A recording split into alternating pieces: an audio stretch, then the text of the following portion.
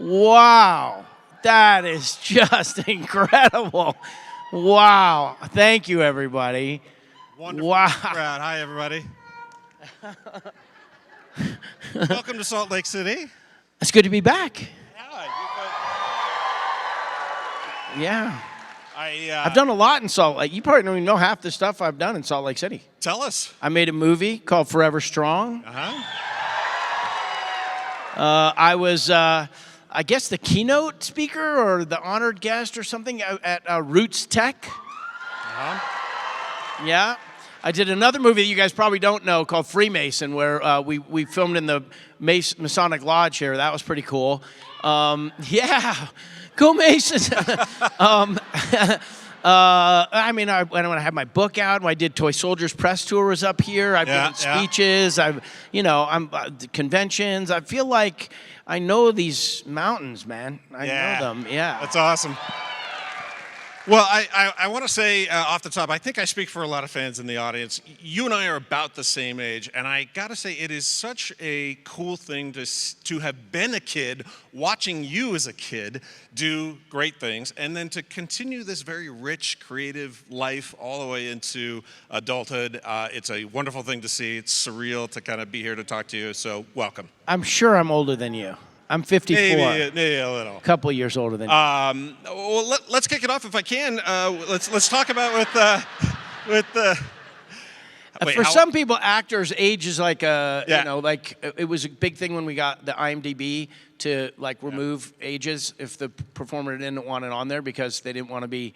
You think, oh, that person can play, 17 to 20, or that person can play, 30 to 35. And you're like, you know what? Actually, people can play a lot more than you'd want. But for me, I'm always like, 54! 54! Right in there. That's a big 5-4, people! Yeah. The 40s were awesome. 50s are rough, man. Not in a bad way, just in a bad way. I mean, not in a bad way. Just in a, no, it's all good. Well, let's talk current events here real quick. Congratulations, first of all, on being elected national president of SAG-AFTRA. Oh, thank you. Thank you. Thanks, everybody. Thank you. With 79% of the vote, I might add. Your mom, the great Patty Duke, was president of the union in the 80s, 85 to 88, I think. Oh my God, you did some homework. Which makes you... I thought they picked this guy up off the street. Yeah. But he's done homework. Which makes you the first second generation president of the union. That's right. Why did you want this job? Oh my goodness! Well, thank you for that. First of all, it was 2 weeks ago. Is today Friday? Yes. So it was 2 weeks ago today that the election results were announced, and I became the president of SAG-AFTRA, the national president. It was right that you said that. We have 25 locals, so we have 25 local presidents. Wow! I mean, it's already been just an unbelievable amount of information to take in.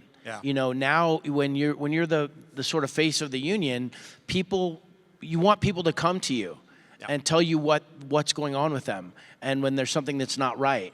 And so then you want to be able to figure out, how can I make it right for this individual person, and how can I make it right for people who are having that kind of experience, and everything from residuals to healthcare to the pension plans to safety on set to anything else. So the reason I'm doing it is because of my mother. There's no question about that. So I was doing an interview for something, and it was like somehow that answer wasn't satisfying enough, because it was like, but why are you? But what specifically is of interest? And I'm like, you don't understand. My mother's entire life was in service to other people. And whether it was with her mental illness and the way she talked about it and wrote about it and gave speeches about it and interacted with people about it, or whether it was in any one of a number of things, and with SAG, then it was Legacy Screen Actors Guild before the merger. Her life was she was an engine of service. So to me, when I say I'm doing it because of my mom, that's the ethos. That's what it is. I want to try and honor her, extending her legacy. And then when it comes to the actual specific things, it's endless how much help is needed and there is to do. We have 7 categorical groups. actor performers, background actors, stunt performers, singers, dancers, pilots. Like you see a pilot in a show doing something, that's a union pilot. Puppeteers, we represent broadcasters, we represent audiobooks, with people who do video games. We do like 200 contracts a year we negotiate. And so, trying to, Edward James Olmos, I saw him in Portland 2 weekends ago, and he and my mom did things together, activism together, and he said, Sean, you're going to have to learn how to say the 3 magic words, I don't know. He says, because people are going to be coming to you with stuff, and you're not going to know the answer, and you're going to have to be comfortable trying to find out how to get them the answer they want, or get them to someone who can get them a good answer. So, but I only have one speed. All in. All in, yeah. I don't know how to do anything else. Everything in my life I've done, my marriage, our kids, triathlon, whatever, acting, college, master's degree, like all these things that I've done, 1,000%. So now it's a 2-year term. 2-year term, and I'm all in, all in to try and understand everything I can and represent the members to the best of my ability, and yeah. I know you say there's a lot of, I know you say there's a lot of issues. I know you've been really active in the realm of setting up some safety guardrails for AI, for example. Is that one of the AI is some people are kind of looking at it as an existential threat when it comes to performers? Well, that phrase existential, or that word existential threat, that phrase is, I think, it's overused. But in the case of AI, it is an existential threat. It absolutely is a career. It's also kind of awesome too. So, but when you're in a union setting, and I've always wondered this. Like when I was in college, I studied history and English at UCLA, as my undergrad, and I remember thinking, we studied like the Old West, and you always wonder, like, man, if I was alive during the gold rush, like what would I have done? Would I have been like a prospector? Would I have been one of those people who goes up in the hinterland trying to find, or would I have been like somebody selling pans, on the path of the gold rush, or would I have been somebody? What would I have been? Well, now we're in it.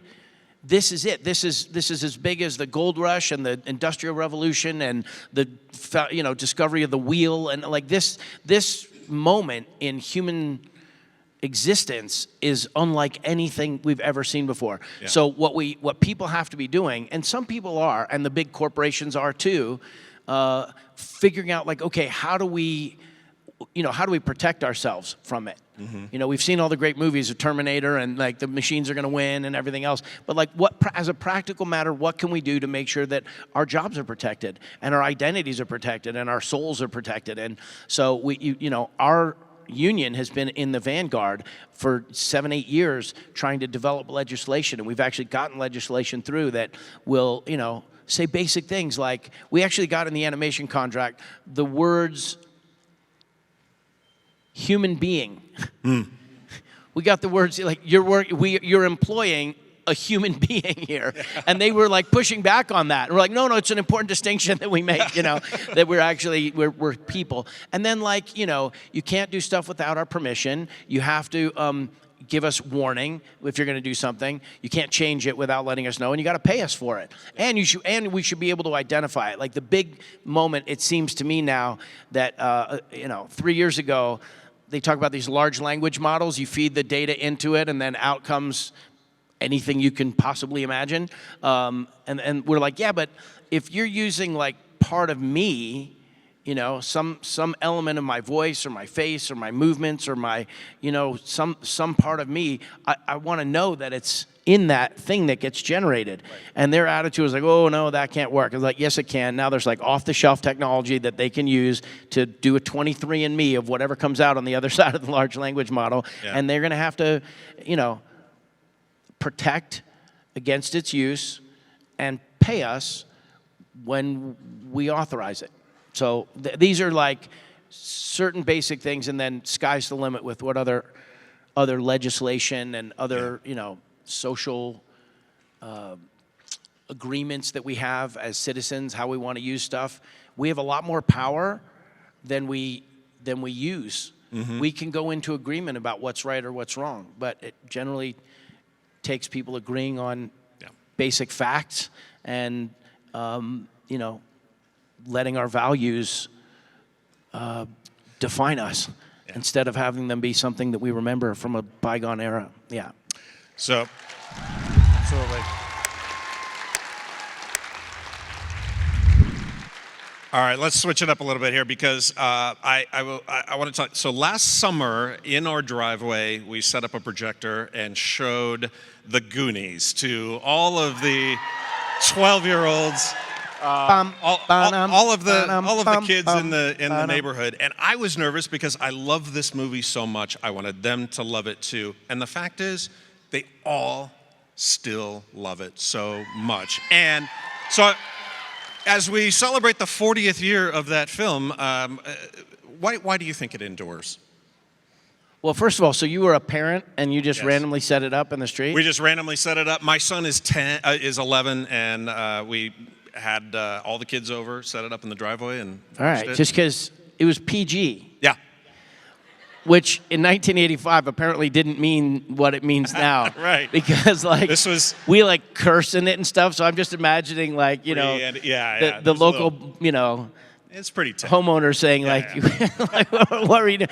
No, but no, it's very clear why it endures. It's got heart. The whole idea is we want to save our homes. So it can be as campy and silly and fun and pinchers of peril, getting somebody in the crotch, or just dumb things that happen. But at its core, it's about a group of friends who are like family, love each other, and ultimately, care about each other and they care about their home. Yeah. That's like in all great literature and great movies. Like that's what Lord of the Rings is about.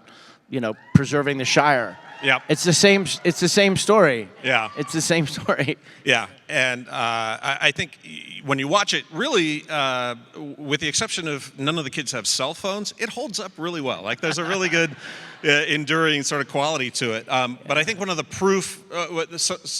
proof of just how much Goonies is beloved is the literally hundreds of pop culture references that pop up over the years, from Jurassic Park to 30 Rock to Family Guy, and yes, Stranger Things. But I want to bring up one reference that I didn't know about from a film you did recently, which is a lot of fun, called Invisible Raptor. Oh yeah. And you guys don't know this one. If you haven't seen it, it's great. It's so much fun. But it's made an invisible velociraptor. Yes. And we've got him in a cage. And so you can't see him, but he's really clever. Like he decides he wants to escape. Am I ruining it? Am I like? No. I haven't. The reason I ask about it is I was texting with the director the other day, Mike Capes. Yeah, Mike. And because I told him we were doing this, and I said, any good stories you could tell about Sean? And he said, well, first of all, you were super cool and kind to everybody on the set, and they loved working with you. But he said you were also game to working in a few Goonies references here and there. And my favorite was they changed the name of your character. Do you remember this story? Do you know why? I have no recollection. So they changed the name of your character from to Willie. I think. Oh right, yeah. Yeah. So they changed the name of your character to Willie because in the scene, and sorry, this is a spoiler, but spoiler alert. Spoiler alert. You lose an eye in the scene, so the character, of course, One-eyed Willie. is One-Eyed Willie. Yeah. Yeah. I generally have a good sense of humor to do stuff, but when it's somebody that's like, when they're really clever and they come up with one that's, because I go to check on the velociraptor and I bend down and he gets me in the eye. And then you see the keys. It's an invisible velociraptor, so you see the keys like walking to. These guys, you knew it was going to be like a classic. Wait till you guys find this. It's so funny. It's fun. He also has an inhaler in a couple of the scenes. So yes. All right. We'll take a few questions here at the end if people want to start lining up. But I gotta ask. I know that you have been talking about Goonies a lot this year.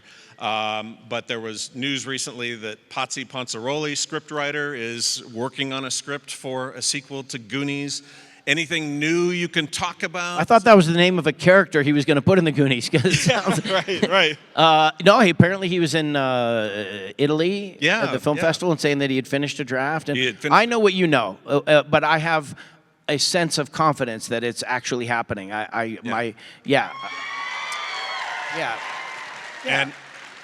I assume the fans band... seem to want it. Wants these Goonies 40 too? years they've been asking for it. Yeah. And I think maybe they'll want the original cast to be in it as well. I don't know. We'll see. Yeah. I take it you would like to get the band back together in some form? I mean, it's just lived in all of our imagination for so long, probably because of the conventions. Yeah. That this is what people want, and it's what they want. And we've all had different ideas for it. Yep. Corey Feldman and I wrote a treatment for it. Yep. We went and pitched that treatment, and they were like, "Oh, no, we're not going to do that." So, it'll be weird if we're not. Yeah, a part of it. I agree.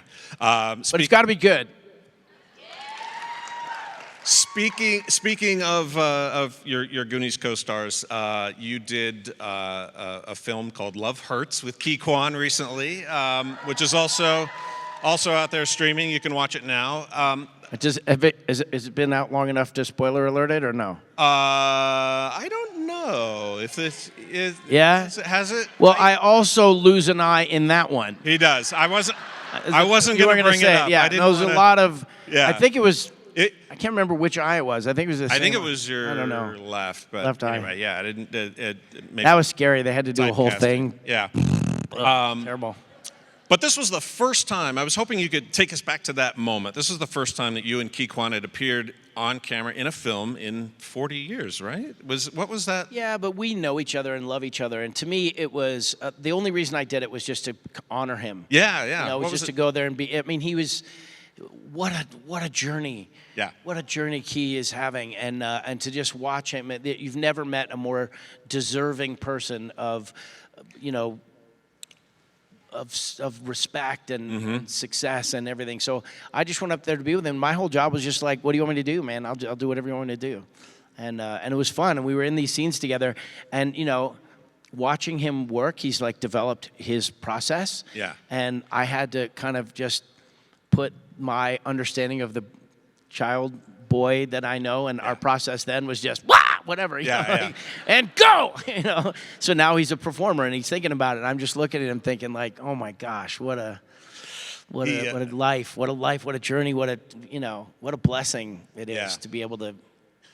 Yeah, and he refers to you as his brother, and when I look at the projects you have done over the years, Goonies, Lord of the Rings, Stranger Things, they all sort of explore this idea of found family. And I'm just curious, in a country that kind of feels a little divided lately, I'm curious if you think where stories like this have a place, and the arts in general, to sort of carry a different message right now. Well, life is hard. Life is hard. It's hard to work. It's hard to like pay for stuff. It's hard to like take care of your kids. It's hard to like we get older. Your parents get older.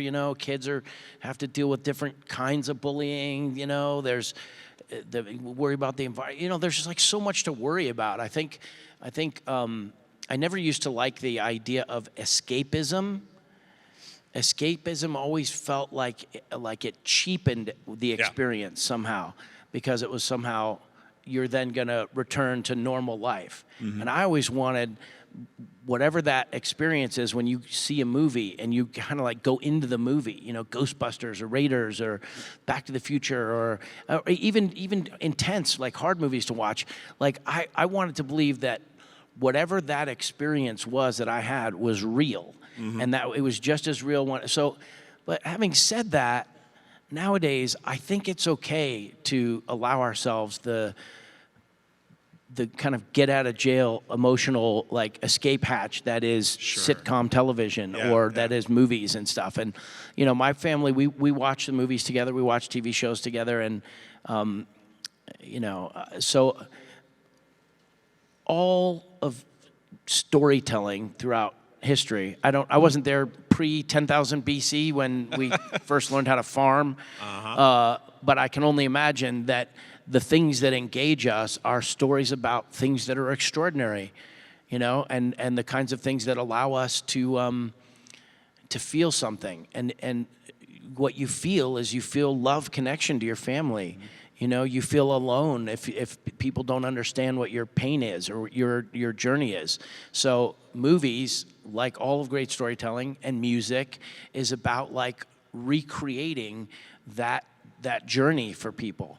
The journey of needing to be together, of needing to accomplish something, survival, or, you know, getting rid of a ring, or you know, like whatever. Yeah. So I feel like it's a little bit of a it's a little bit convenient right now to go after politics. I'm sort of like past it right now.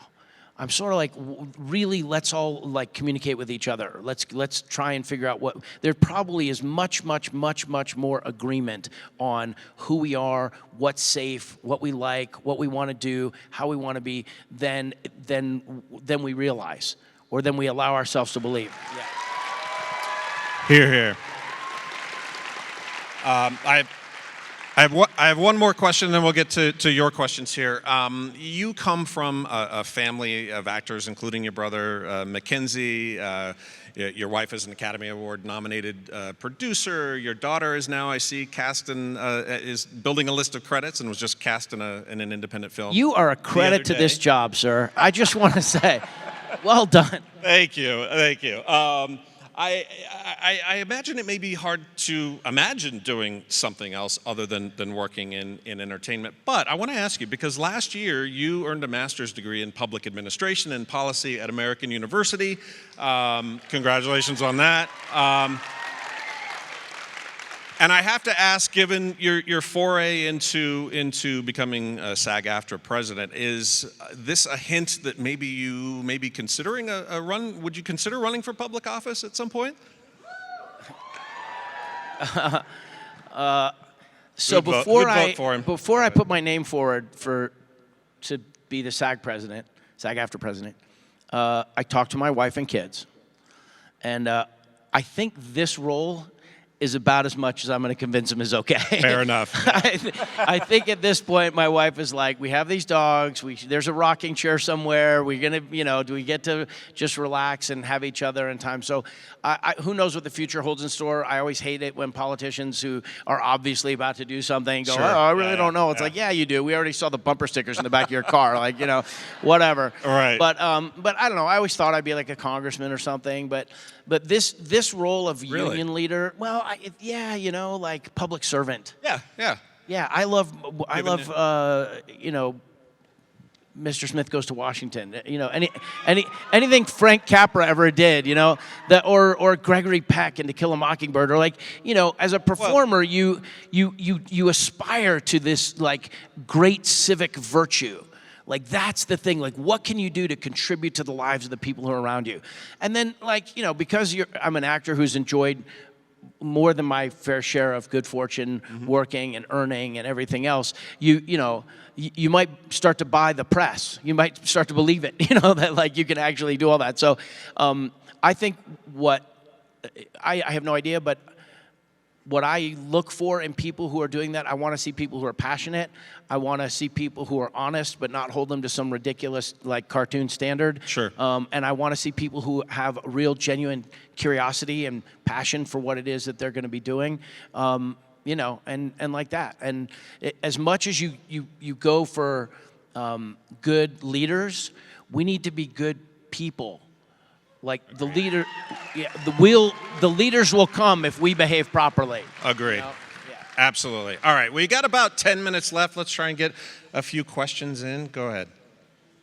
What is your favorite memory from filming Lord of the Rings? My favorite memory from filming Lord of the Rings. I only have 25 years of thinking about this under my belt. My quick answer is always kissing Rosie Cotton. And then my wife looks at me like that. That's going to be your answer? Are you going to get that answer? I'm like, it's a good answer. We got to fly around in helicopters a lot, go to work in helicopters. Of course, the first time we did it, I refused to get on the helicopter because we had our Hobbit feet on. Yeah. Not great for running around on the top of a mountain in naked Hobbit feet. Good for hobbits. And then we had the ears on and the hair and the backpack and everything. And I was like, I'm not going to go unless I have a lighter and a knife. Just in case. And they're like, well, there's no animals up there to hurt you. I'm like, I don't care. What if I want to make like a fire or something? Like, if you really don't want to make a fire like in these mountains, like that would be a bad idea. And I'm like, so I don't think I was ever really ready for Survivor, but that was kind of a fun one. My daughter and wife were there the whole time, so that was pretty great. When my daughter played Eleanor at the end of the last of the 3 films, it's pretty great. Yeah. So I don't know. I'll keep thinking. Yeah. Hi, I'm Josh, and first I want to thank you for coming all this way. We're happy to see you here. And Thanks, my question is gonna.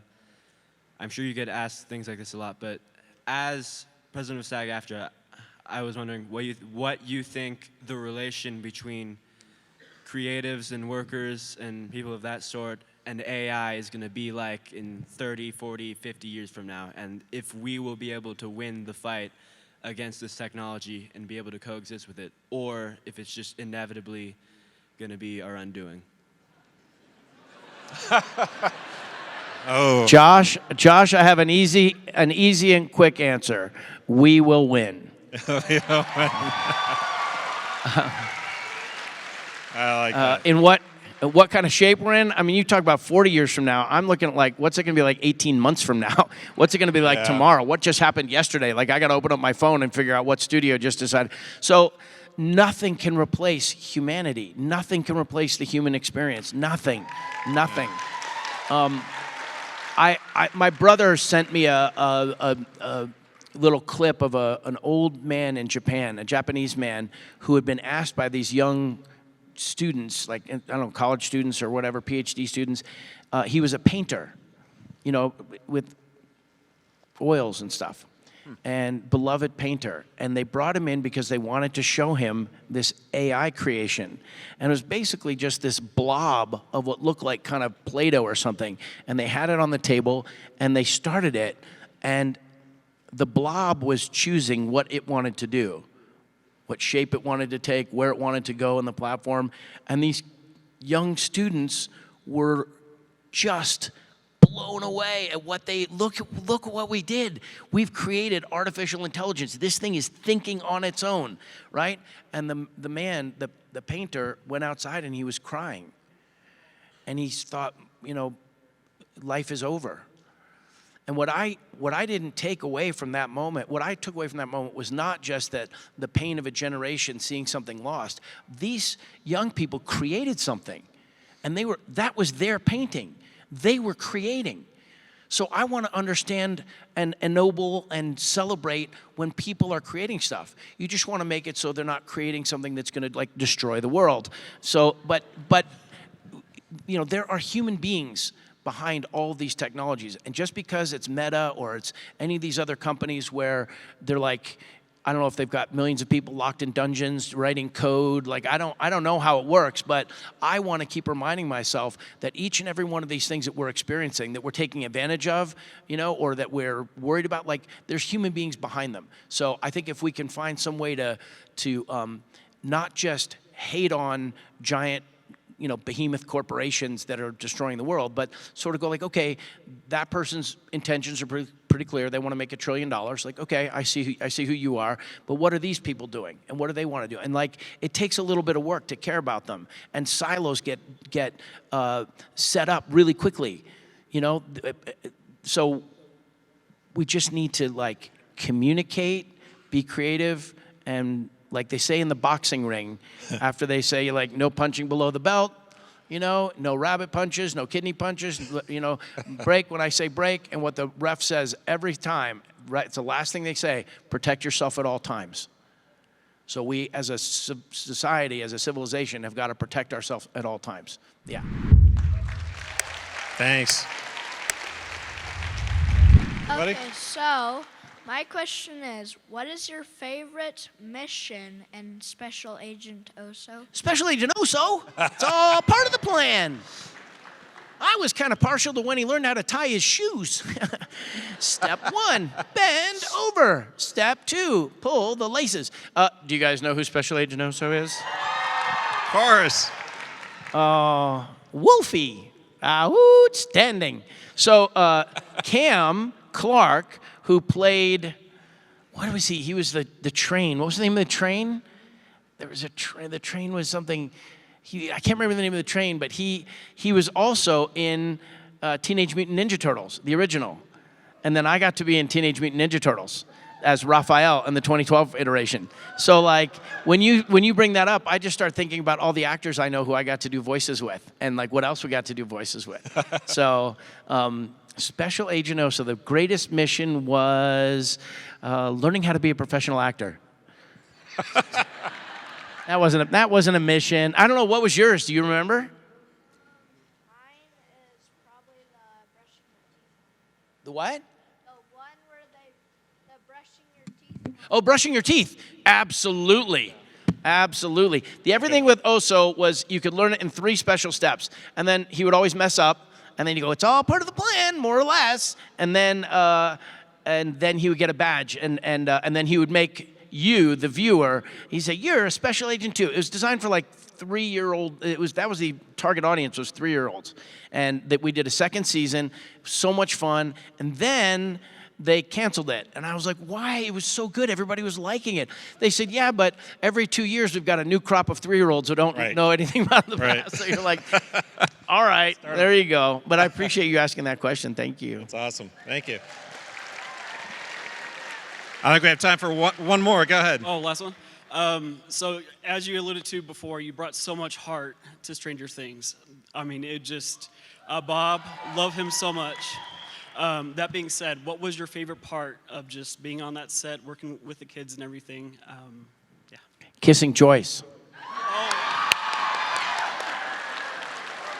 Again, here's my wife. Like, stop it. I'm sensing a theme. She's like, my favorite thing was when you got eaten by those dogs, you know. But, you know, I had learned about Stranger Things coming to conventions. People would come up and say, have you seen Stranger Things? I'm like, what is that? What is that? They're like, no, it's Goonies. It's Goonies. It's Goonies. I'm like, it's Goonies. I'm like, I don't think Goonies had any big monsters. Like, right. It's like, yeah, it's a little scarier, but they're riding bikes, and there's Radio Shack, and, you know, it's the 80s. And so, to me, you know, Bob's function in the story was to give Joyce and the audience a moment to breathe. Because you'd spent an entire season with her in absolute terror over the loss of her son. Mm-hmm. And, you know, just miserable. And it was kind of unrelenting cruelty to that character. So they kind of gave her a few episodes where she could, you know, there was, I don't know if Bob would have been the love of her life, but he was there and he cared about her, you know, and he cared about her kids, and his whole thing was just like, I'll bring some puzzles. I just want you to be happy, you know. Like, boy, that would be pretty great if some of us knew how to do that, just make someone else happy. So that whole, awesome. Yeah, that vibe, like that I was coming in to represent that like emotion in the world, and they all kind of accepted me for that. The kids were incredible. You know, they're not kids anymore now. They're all, but David Harbour's awesome. And, you know, I knew that it had achieved this success, this galactic success. I mean, like, you know, Lord of the Rings was like as successful as it gets. And then, so I knew what that felt like. It hadn't been that long ago. And now this was doing it. And then I got invited to be a part of it. And I actually auditioned for a different character. I auditioned for the reporter. The guy was investigating Russia. Right? And that guy. So, but then they said, can you come back and read for this other guy, Bob? And so, but getting invited to do it, I was like super like appreciative that they had accomplished this amazing thing, and I was there to basically like help it keep going. And that, it's a different sensation than I'd had on a lot of other. I did The Color of Magic. Do you guys know The Color of Magic? Yeah. And that one was like that. That was fantasy satire, Terry Pratchett. And when I got to do that, I couldn't believe it. Just all of these amazing things, turtles, all these things that are like massive before I get there, and I get to come in there. The feeling of like, number one, you want to make sure you do your job and like don't suck, right? That's like the number one thing, don't suck. And contribute, like find some way to contribute to what this thing is that's been created. It's just such a blessing. I didn't know when I got Lord of the Rings anything about the Tolkien lore and the mythology and like how well known that story was around the world in every language, you know, for generations. And like, I mean, I knew it intellectually and like I understood what I was doing, but it didn't feel like that. So Stranger Things, yeah, it was pretty great to just be able to walk in and just feel like I get to be with all these people who are doing this. Yeah. I mean, the Duffer Brothers, the world they created, and I didn't get to work with Millie. I was bummed out. In the 8th episode, they sent her to Chicago for some reason to get in like gang fights in Chicago. I don't know what happened with that episode, but she wasn't there so I didn't get to interact with her. But that was the only disappointment I had because I just thought that what they had all created with 11 was like just next level. So, but I got to hang with my peeps and it was fun. That's awesome. Well. This has been great, but let's do one more quick one. Last question. Gimli. Maybe? Okay. Yeah. So recognizing that you've been in so many iconic films from Lord of the Rings, Stranger Things, Goonies, my question is, do you have a story about a fan moment when someone recognized you for a very minor or obscure role? And were you taken aback? And what was that like? That's a good last question. There you go. Okay, well, I'm trying to... something happened today that was for one that was like a rando that I hadn't remembered in a long time. But I remember once an elevator door opened, and the person, like it opened like this, and the person looked up and went, and I was like, hi, and then the door closed. Like, and I have no idea, like, if that person in their mind, they're like, did that really happen? Like, did I just, Samwise just standing outside of the best was that it closed back up again. But today it was, somebody said Trigger. They called me Trigger. There's a movie called, really? Was it you? There's a movie that I did with Dudley Moore and Kirk Cameron called Like Father, Like Son. And it was one of the 80s brain switching movies. And my character was Trigger, and I wore these like, it was a ridiculous character. But I hadn't heard that in many, many, many, many years. So awesome. You never know what people know. That's amazing. Yeah. All right, real quickly, where can we see you next? What's next for you? I just did a film called Chili Finger with Judy Greer and John Goodman and Bryan Cranston. And yeah, it was just awesome. All right. Judy Greer was really funny. Right before we would go to shoot something, we'd do a shot. She'd go like, do hobbits have tails? You know, she like, maybe I shouldn't say it, but she just kept asking these questions about this fandom she didn't know much about, and it was pretty great. It was pretty great. What's the answer? So are you like a bat or like what? It's amazing. Yeah. Sean Astin, thank you so much for coming. Thank you. Everybody. Thanks, everybody. Thank you. Appreciate it. Hey, everybody. One more time, give a huge round of applause, everybody, for Sean Astin.